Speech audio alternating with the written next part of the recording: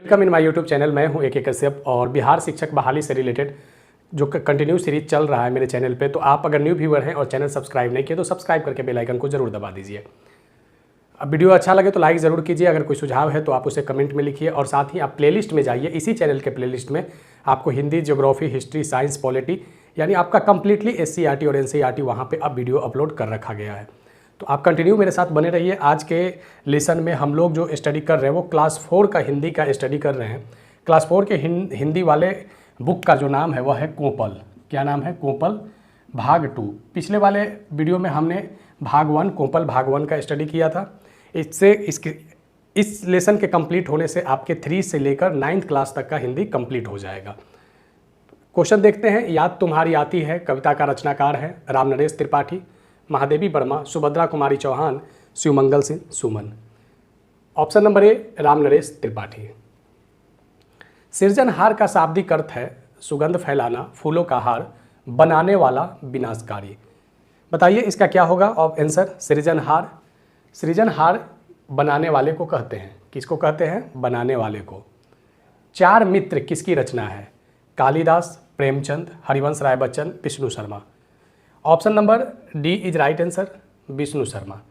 पता है विष्णु शर्मा ने इस चार मित्र का प्रसंग कहाँ से लिया था, किस ग्रंथ से? विष्णु शर्मा का एक प्रचलित ग्रंथ है पंचतंत्र। कौन सा? पंचतंत्र। और भारत का यह ऐसा ग्रंथ है जो सबसे ज़्यादा इसका ट्रांसलेशन हुआ है पंचतंत्र का। ठीक है, तो ये पंचतंत्र किसकी रचना है? विष्णु शर्मा से। आप देखते होंगे कि जो भी पिछले वाले वीडियो में आपने जो देखा था कौवा और सांप की भी कहानी, वो भी पंचतंत्र से ही लिया गया था। चार मित्र भी पंचतंत्र से ही लिए गए हैं। पंचतंत्र में बहुत सारे कहानियों का एक सीरीज लिखा गया है विष्णु शर्मा के द्वारा। दुम का शाब्दिक अर्थ होता है। बताइए दुम किसे कहते हैं? दम मारना, पूंछ को, टेढ़ा को, शिकारी को। दुम कहते हैं पूंछ को। जैसे कुत्ते की दुम टेढ़ी होती है तो ये क्या है? दुम मीन्स पूंछ होना। ठीक है, इसे जिसे टेल कहते हैं। क्या कहते हैं? टेल कहते हैं। घर प्यारा कविता का रचनाकार हैं दिविक रमेश, रमेश शर्मा, शत्रुघ्न प्रसाद, शालिक चंद्र। बताइए घर प्यारा कविता के रचनाकार कौन है?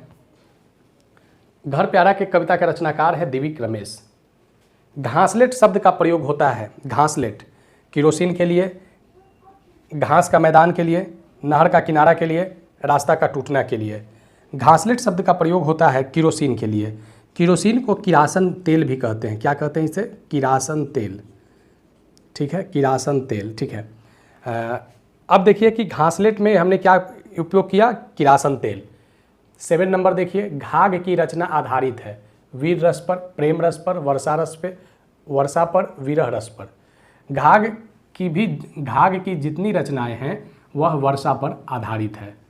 सिगरेट जो पीते हैं लोग, सिगरेट के विषय में सही है। क्या सही है सिगरेट के विषय में? ऑप्शन देखते हैं। सिगरेट में 4000 रासायनिक तत्व पाए जाते हैं। 200 ज्ञात विष है, पॉइजन है उसमें। 60 कैंसर पैदा करने वाला एजेंट है। इनमें से सभी। तो इसका सही आंसर होगा ऑप्शन नंबर डी, इनमें से सभी। फूलों से नित हंसना सीखो, भौरों से नित गाना कविता का रचनाकार हैं रामनरेश त्रिपाठी, श्रीधर पाठक, जावेद अख्तर, गुलजार। बताइए फूलों से नित हंसना सीखो, भौरों से नित गाना कविता के रचनाकार हैं श्रीधर पाठक। हरना का शाब्दिक अर्थ है हारना, दूर करना, हिम्मत देना, सोच में आना। हरना मीन्स हारना नहीं होता है। हरना मीन्स दूर करना होता है। Number B is right answer. यहाँ पे हम लोग अब 11 नंबर क्वेश्चन देखेंगे कि तरुवर का शाब्दिक अर्थ होता है तराना, महुआ, वृक्ष, परोसना। तरुवर का शाब्दिक अर्थ वृक्ष होता है, जिसे हम लोग पेड़ भी कहते हैं, ट्री भी कहते हैं। कल शब्द का प्रयोग हुआ है वर्तमान काल, भूतकाल, भविष्यकाल, भूतकाल एवं भविष्यकाल दोनों के लिए। तो यहाँ पे इसका सही आंसर होगा ऑप्शन नंबर डी, बी एवं सी दोनों। भूतकाल के लिए भी कल का प्रयोग होता है और भविष्यकाल के लिए भी कल का प्रयोग होता है। मेरे साथ कल ऐसा हुआ था और मेरे साथ कल ऐसा होगा। ठीक है, या मैं कल जाने वाला हूँ। तो ये भूतकाल और भविष्यकाल दोनों में इसका प्रयोग होता है। 1 ग्राम में कितना मिलीग्राम होता है? वज़न को जब भी हम पैमाना पे लगाते हैं तो ये 1000 के पैमाना पे आता है। 1000 मिलीग्राम बराबर 1 ग्राम, 1000 ग्राम बराबर 1 किलोग्राम। सही इसका आंसर होगा सी, 1000 ग्राम। 1000 मिलीग्राम। व्याधि का शाब्दिक अर्थ होता है रोग, शिकार, दूर करना, घोड़ा। व्याधि कहते हैं रोग को, डिजीज को। इनमें से एक गलत शब्द है गांव, उत्कर्ष, परिहार, उज्ज्वल। इसमें जो गलत है वह उत्कर्ष है। उत्कर्ष में स जो होगा वो चेंज हो जाएगा। टेसु राजा के रचनाकार हैं रामधारी सिंह दिनकर, सुमित्रानंदन पंत, रविंद्रनाथ टैगोर, गणेश शंकर विद्यार्थी। इसका टेसु राजा जो कविता है इसके रचनाकार हैं रामधारी सिंह दिनकर। बापू ने कहा कि मेरी पेंसिल खो गई है, इसमें सर्वनाम का चयन करें। तो सबसे पहले बताइए सर्वनाम किसे कहते हैं।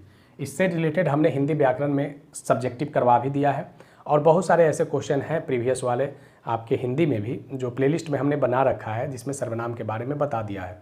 लेकिन फिर भी देखते हैं यहाँ पे संज्ञा के बदले आने वाले शब्द को सर्वनाम कहते हैं। संज्ञा कितने हैं? 5 हैं।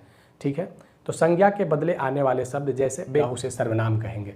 इसमें देखिए सर्वनाम ढूंढिए, तो मेरी पेंसिल खो गई, बापू ने कहा, तो मेरी पेंसिल इसमें सबसे पहले संज्ञा क्या हुआ? बापू यहाँ पे संज्ञा हुआ। बापू क्या हुआ? यहाँ पे संज्ञा हुआ। अब यहाँ देखिए कि ये मेरी जो है ना, मेरी आपकी क्या हुई? मेरी यहाँ पे क्या हुआ? सर्वनाम हुआ। ठीक है, चाचा का पत्र का संबंध है चाचा भतीजा, चाचा भतीजी, पंडित जवाहरलाल नेहरू, लाल बहादुर शास्त्री। चाचा का पत्र जो संबोधन किए थे पंडित जवाहरलाल नेहरू ने, देश के बच्चों के नाम पत्र लिखा था। यह पत्र पंडित जवाहरलाल नेहरू ने अपने जन्म दिवस पर लिखा था। पंडित जवाहरलाल नेहरू का जन्म दिवस 14 नवंबर को मनाया जाता है। अब इसे हम लोग किस दिवस के रूप में मनाते हैं? बाल दिवस के रूप में इसे मनाते हैं। पंडित जवाहरलाल नेहरू का जो जन्म दिवस है वो बाल दिवस कहलाता है। चाचा का पत्र में किसे महान व्यक्तित्व बताया है? भगत सिंह, सरदार वल्लभ भाई पटेल, महात्मा गांधी, नेल्सन मंडेला। बताइए, चाचा के पत्र में बच्चों को महात्मा गांधी के बारे में महान व्यक्तित्व पंडित जवाहरलाल नेहरू ने बताया था। चाचा का पत्र प्रेषित किया गया था लाल किला, संसद भवन, सचिवालय दिल्ली, त्रिमूर्ति भवन या तीन मूर्ति भवन। तो ये 1960 में इसका जो प्रेषित है ये त्रिमूर्ति भवन या तीन मूर्ति भवन दिल्ली से है। यह संग्रहालय है। सारे बच्चे कहाँ गए? इनमें से कौन सा चिन्ह लगेगा? तो सबसे पहले आइए चिन्ह को पहचानते हैं। ये जो ए नंबर में है इसे हम लोग फुल स्टॉप यानी पूर्ण विराम कहते हैं। क्या कहते हैं? पूर्ण विराम। और ये जो आप देख रहे हैं ये प्रश्नवाचक हुआ, प्रश्नवाचक हुआ। और यहाँ जो आप देख रहे हैं ये संबोधन का चिन्ह हुआ। और ये जो आप देख रहे हैं माइनस जैसा ये विराम चिन्ह हुआ। ये योजना चिन्ह हुआ। कौन सा चिन्ह हुआ? योजना चिन्ह हुआ।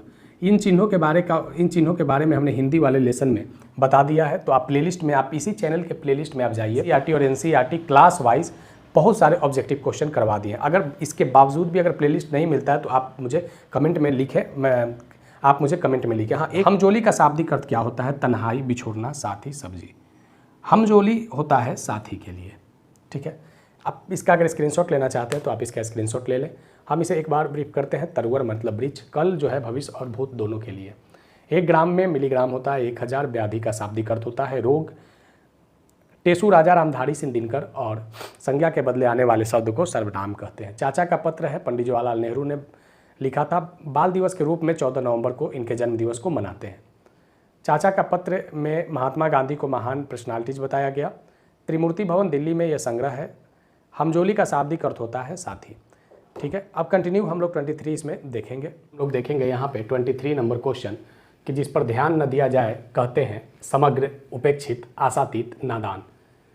Option number B is right answer. उपेक्षित को कहा जाता है कि जिस पर ध्यान न दिया जाए। सुल्पानी राक्षस का मुलाकात हुई Mahatma Gandhi, Mahavir, Krishna, Anandi. Option number B is right answer. Mahavir से। कहाँ मुलाकात हुआ था? ये राजगृह में। कहाँ पे? राजगृह में। बल्ब का रचनाकार है। बल्ब एक पाठ्य पुस्तक में एक रचना है। इस पाठ्य पुस्तक के रचना में बल्ब के रचनाकार हैं लता पंत, हजारी प्रसाद द्विवेदी, एडिसन, शांतनु। बल्ब के रचनाकार हैं लता पंत, जिसमें एडिसन ने बल्ब का आविष्कार किया था। थॉमस एल्वा एडिसन ने बल्ब का आविष्कार किया था। और एडिसन कहाँ का रहने वाला था? अमेरिका का। ठीक है, तो इस किसकी रचना है? लता पंत का। पतियों का चिड़ियाघर को किसने लिखा? Lata Pant, Arvind Gupta, doctor Shri Prasad, Shantanu. Option number B is right answer. Arvind Gupta. सुबह कविता का रचनाकार है Lata Pant, doctor Shri Prasad, Ramdhari Singh Dinkar, Ramesh Tripathi. B is right answer. Doctor Shri Prasad. संविधान में मौलिक कर्तव्य अनुच्छेद में है। मौलिक कर्तव्य को फंडामेंटल ड्यूटीज कहते हैं। फंडामेंटल ड्यूटीज जो लाया गया था ये संविधान के 42वें संविधान संशोधन 1976 के तहत लाया गया था। 42वें संविधान संशोधन 1976 के तहत 51A को जोड़ा गया था मौलिक कर्तव्य के रूप में। मौलिक कर्तव्य भारत में एडॉप्ट किया गया था सोवियत संघ से, सोवियत संघ जिसे हम लोग USSR कहते हैं। संविधान के मौलिक कर्तव्य से संबंधित अनुच्छेद है अनुच्छेद 51A में। लता का शब्दार्थ होता है आम, बेल, अमरूद, अंगूर। ऑप्शन नंबर बी बेल होता है लता का शब्दार्थ। अरम्पार का शाब्दिक अर्थ क्या होता है? काफ़ी, कम, फायदा, नुकसान। Option number A is right answer, काफ़ी। काफ़ी यानी ज़्यादा वाला जो काफ़ी होता है। तो अब देख लीजिए यहाँ पे एक बार हम इसको फाइनल कर लेते हैं स्क्रीनशॉट। अगर आप लेना चाहते हैं तो स्क्रीनशॉट ले लें। जिस पर ध्यान न दिया जाए उपेक्षित। शूलपानी राक्षस का मुलाकात हुआ था राजगिरी में महावीर से। बल्ब के रचनाकार हैं एडिसन, लता पंत, और बल्ब के आविष्कारक थे थॉमस अल्वा एडिसन, अमेरिका से संबंधित थे। पतियों का चिड़ियाघर अरविंद गुप्ता, सुबह कविता डॉक्टर श्री प्रसाद। संविधान के मौलिक कर्तव्य अनुच्छेद 51A में लता का शब्दार्थ है बेल, अरम्पार का शाब्दिक अर्थ होता है काफ़ी। फिर मिलेंगे हम नेक्स्ट वीडियो में नेक्स्ट टॉपिक के साथ। आपका 9th क्लास तक, 3 से लेकर 9th क्लास तक आपके जो सिलेबस में बिहार सरकार की जो पाठ्य पुस्तक है उसको हम लोगों ने कंप्लीट कर लिया। एक बार आप 3 से लेकर 9th क्लास तक, और कल के वीडियो में हम 10th कंप्लीट कर लेंगे। एक बार कंप्लीटली प्लेलिस्ट देख लीजिएगा तो काफ़ी आपको हेल्प मिलेगा। फिर हम मिलेंगे नेक्स्ट वीडियो में। सब्सक्राइब करके बेल आइकन को जरूर दबा दीजिएगा। लाइक करना भी नहीं भूलिए, और अगर कोई सुझाव है तो आप कमेंट में लिखिए।